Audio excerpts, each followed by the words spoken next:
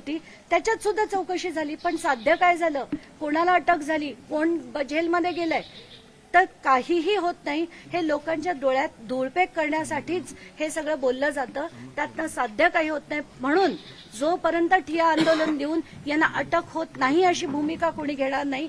यांना या जन्मी कोणी अटक करणार नाही, माझ्याकडनं लिहून घ्या. प्रत्येक जण भेटतोय, कुटुंबियाची भेटतोय, सगळेजण चर्चा करताय, मग अशा वेगळ्या मागण्या का करताय? म्हणून राजकारण होत आहे असा देखील आरोप होत आहे. आता त्यांना जे करायचं ते, त्यांना जे सुचतंय ते बोलतायत, कारण राजकारणी लोक राजकारणाबद्दलच बोलणार. म्हणून जोपर्यंत आता एकाची भूमिका अशी होती का की नाही, जोपर्यंत अटक होणार नाही आम्ही तिथेच असणार आहे, तर हे होताना दिसत नाही आपल्याला. म्हणून आपल्या सगळ्या बीडकरांना आता हे करायचंय.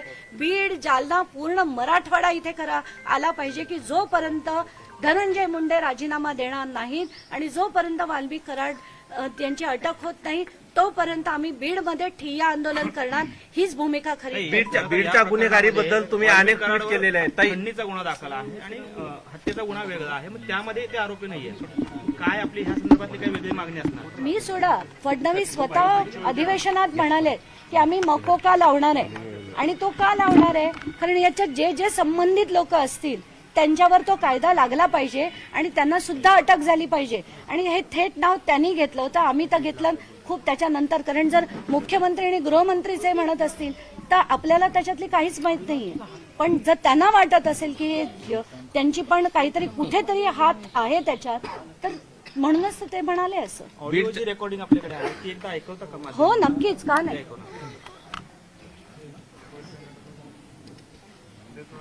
बसवेश्वर कल्याणला 3 डेड बॉडी सापडली, पण ते खात्रीलायक माहिती नाही, अजून आपण ओपन नाही करायचं.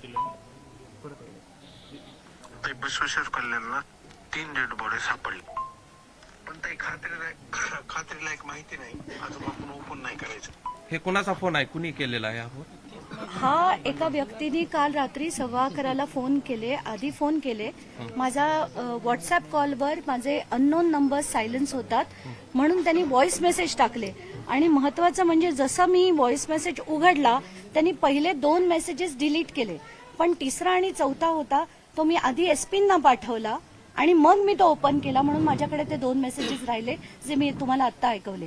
पहिल्या 2 मेसेजमध्ये ते म्हणतात की या तिन्ही आरोपी सापडणार नाहीत कारण या तिघांचंही मर्डर झाले. आता खरे आहेत खोटे आहेत, हा व्यक्ती कोण आहे का राजकीय मोटिवेटेड आहे मला नाही माहिती. म्हणून ही माहिती मी एसपींकडे काल दिलेली आहे. तुम्हाला धमकीचेही फोन आले? तुम्हाला आला? मला नाही आलाय. मला अजूनपर्यंत कोणाची धमकी देण्याची हिंमत नाही झाली. बरं, या सगळ्या प्रकरणामध्ये कोण हे सगळे पुरावे वगैरे तुमच्याकडे ज्या माहिती येतात हे कोण देत आहे असे देखील चर्चा सुरू झालेली आहे. नाही, गुगलवर माझा नंबर हा सगळ्यांना उपलब्ध आहे. त्या गुगलवरनं सगळ्यांनी मला मेसेजेस पाठवायला सुरू केले आणि त्यानंतर जेव्हा एवढ्या मोठ्या प्रमाणावर यायला लागले, एवढ्या मोठ्या प्रमाणावर कॉल्स यायला लागले की मी ठरवलं आपण एक नंबर जो आहे तो ट्विट करूया. म्हणून तो नंबर आम्ही ट्विट केला. त्याच्यावर तर इतक्या प्रचंड प्रमाणावर व्हिडिओ झाले, फोटो झाले, माहिती आली, FIR आले. तो नंबर हवा असेल तर तुम्हाला दाखवतो, त्याच्यावर आलेले मेसेजेस दाखवतो. तुफान मेसेजेस आलेत आणि ते सगळे त्याच्यातले जे फार महत्वाचे होते ते सगळे मी एसपींकडे पाठवलेले होते. चला, धन्यवाद. एक शेवटचा प्रश्न आहे, कुटुंबियांची भूमिका सध्या तरी कुठल्याच्या आंदोलनाची नाहीये आणि हा आज मुक मोर्चा आहे आणि या मोर्चात तुम्ही सहभागी झालात, पण तुम्ही थेट आता ठिय्या आंदोलनाची भूमिका घेतली, यामागचं काय राजकारण आहे? यामागचं राजकारण नाहीये, यामागचं कारण काय ते तुम्ही विचारा. यामागे जोपर्यंत त्यांना अटक होत नाही तोपर्यंत लढा देण्याची गरज आहे आणि ते मी देण्याचं ठरवलं. खरं तर बीडमध्ये असंच एक प्रकरण घडलं होतं, जाळपोळीचं प्रकरण झालं होतं, त्यातही काही चौकशी झाली नाही अजून. पण होणारच नाही, कारण तुमच्याकडे हे सगळ्या माहिती आल्यात का? खूपशा माहिती आल्यात आणि यांच्याच नाही सगळ्यांच्याच आल्या. सगळं होत असताना त्याच्याबद्दल कुणी बोलायला तयार नाही. कोणी बोलायला तयार नाहीच आहे ना, तेच तर सांगते. आणि हे सगळं जर संपवायचं असेल तर हे जे किंगपिन आहेत ना त्याचे, हे जे सो कॉल्ड धस म्हणतात ते आका, त्यांना जोपर्यंत अटक होत नाही तोपर्यंत ही स्थिती बदलणार नाही. धन्यवाद. या सगळ्या पाठीमागे थँक्यू.